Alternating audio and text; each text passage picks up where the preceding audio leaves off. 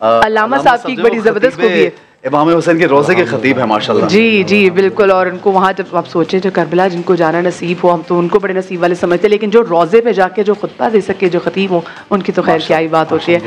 تو علامہ صاحب یہ جو ہم رزق کے حوالے سے بات کر رہے ہیں، یہ رزق ہے کیا؟ سب سے پہلے تو آپ سے جاننا چاہیں گے کیونکہ لوگوں کو لگتا ہے کہ رزق وہی ہے جو ہم کھا لیتے ہیں.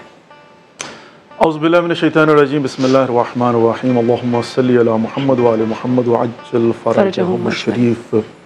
رزق ایک وسیع ٹاپک ہے، اور اس کا اگر میں مختصر سا صرف ترجمہ کروں تو وہ یہ ہوگا کہ کسی بھی چیز کا externally supportive for the survival, یعنی کسی دوسری چیز کے بقا کے لیے اس کی ضرورت، انسان کو زندہ رہنے کے لیے جن چیزوں کی ضرورت ہے اس کو رزق کہا جائے.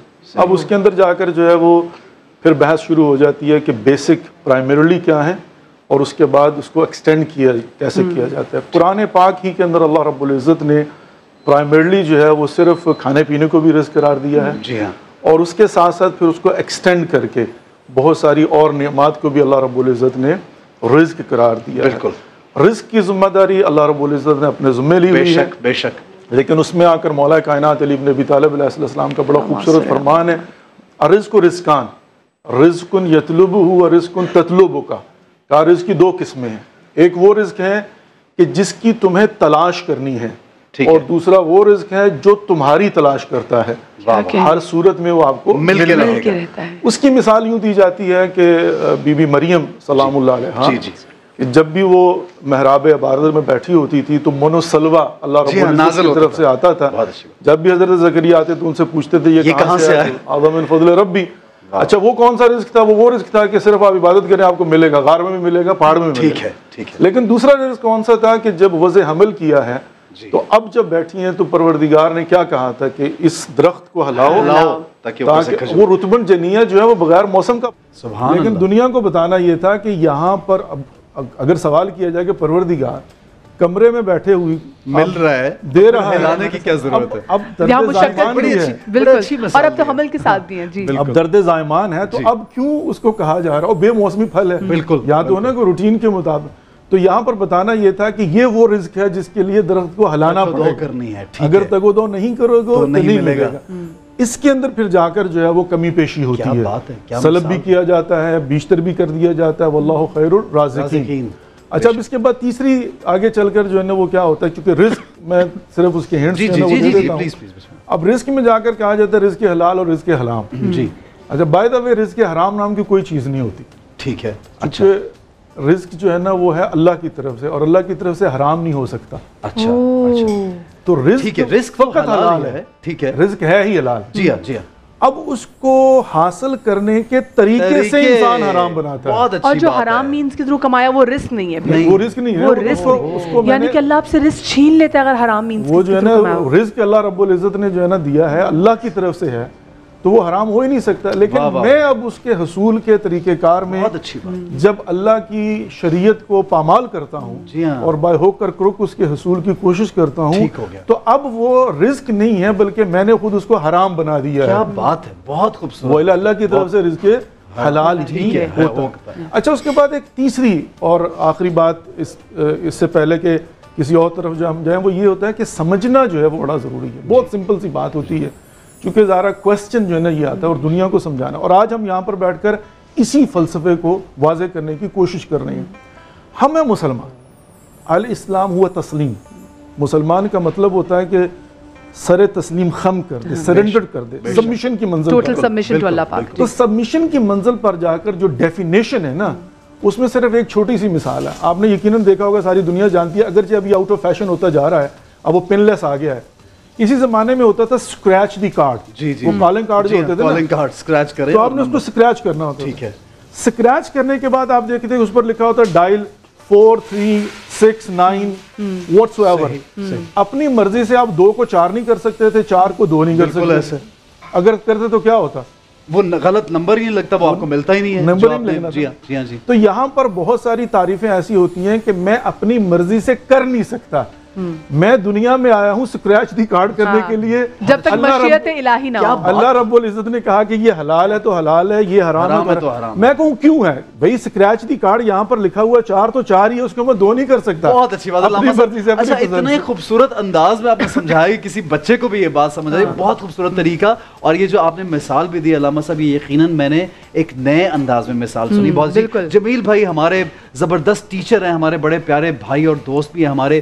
جمیل بھائی، اللہ تعالیٰ نے سب کا رزق لکھ دیا، متعین کیا، اس نے کیا۔ ایک تو یہ بتائیے کہ پھر بھی دنیا ماری ماری پھر رہی ہے کہ ہم بس کہیں کسی طرح سے کچھ ہمیں مل جائے۔ ایک تو یہ ہو گیا نمبر 1، اس کی وجہ کیا ہے؟ وجہ کیا ہے کہ لوگ تکلیف میں مبتلا ہیں؟ دوسرا یہ کہ جیسے موسیٰ علیہ السلام کا ایک واقعہ بہت مشہور ہے کہ ان کو مثال دینے کے لیے کیڑا، جب انہوں نے عصا مارا اور ایک کیڑا نکلا اور اس کے منہ میں بھی کچھ کھانے کو تھا، اور اس نے بھی یہ کہا کہ میرا اللہ جو ہے پتھروں کے بیچ میں مجھے رزق پہنچاتا ہے، تو اس لیے کسی کو کیا گھبرانے کی ضرورت ہے؟ اس کی ذرا وضاحت کیجیے۔ بسم اللہ الرحمن الرحیم۔ سب سے پہلے تو بہت خوبصورت مولانا نے اس کی وضاحت فرمائی ہے۔ رزق دراصل اللہ تبارک و تعالیٰ کی تقدیر سے ہے، اور ایک رزق معین ہے، ایک رزق معلق ہے۔ معین رزق کیا ہے کہ آپ نے کب پیدا ہونا ہے، کب آپ کو موت آنی ہے، آپ کی کتنی اولاد ہونی ہے، اور آپ کی جو بڑے بڑے عالم تکوینی جو مرحلے ہیں جو اللہ تبارک و تعالیٰ نے اپنی تقدیر سے لکھ دیے، وہ بھی انسان کا رزق ہے۔ ایک پھر رزق معلق ہے۔ دیکھیے اللہ تبارک و تعالیٰ جل وعلا نے قرآن میں فرمایا وما من دابۃ فی الارض، ٹھیک ہے نا، ہر جو کچھ زمین میں چلنے والا ہے، الا علی اللہ رزقها ویعلم مستقرها ومستودعها کل فی کتاب مبین، کہ جتنے جاندار ہیں سب کا رزق اللہ کے ذمہ کرم پر ہے۔ بے شک۔ اب اللہ کی ذمہ کرم پر کس طرح ہے؟ مثال کے طور پر وہ پرندے ہیں، وہ اڑنے کی صلاحیت رکھتے ہیں، تو صبح شام ان کو حکم آتا ہے صبح صبح اٹھو اور جاؤ کھیتوں کھلیان میں جا کر چگو، یہ تمہاری ڈیوٹی ہے، تب تمہیں رزق ملے گا۔ انہیں اڑنے کی چونکہ طاقت دی ہے تو وہ اڑ کر جاتے ہیں کھیتوں کھلیان میں، اس کے لیے ایک محنت، ایک مشقت ہے۔ اب اس کے مقابلے میں آپ درخت کو دیکھیے، درخت بھی جاندار ہے لیکن وہ چل پھر نہیں سکتا ہے، وہ آ جا نہیں سکتا۔ اللہ تبارک و تعالیٰ نے زمین کے سینے سے پہلے ہمیں کہا پودا لگاؤ، اس کو پانی دو، پانی لگا کے تناور درخت بنے گا، پھر زمین کے سینے سے خود بخود اللہ نے اس کا رزق دے دیا۔ تو جو چل نہیں سکتا تھا اللہ نے اس کا اہتمام وہیں پر کر دیا۔ اور پھر اسی طریقے سے انسان ہے، انسان چل پھر سکتا ہے، سوچ سکتا ہے، تعقل، تفکر، تفہم، تدبر دیا ہے، تو اس کو کہا وَأَلَّيْسَ لِلْإِنسَانِ إِلَّا مَا سَعَىٰ، انسان جتنی تگو تو کرے گا، جتنی انسان اسٹرگل کرے گا، جتنا انسان اللہ کی رازوں کو جاننے کی کوشش کرے گا، اللہ تبارک و تعالیٰ اتنا ہی اس کو رزق عطا فرمائے گا۔ چنانچہ اب آپ وہ دیکھیے کہ رزق کی کئی اقسام ہیں۔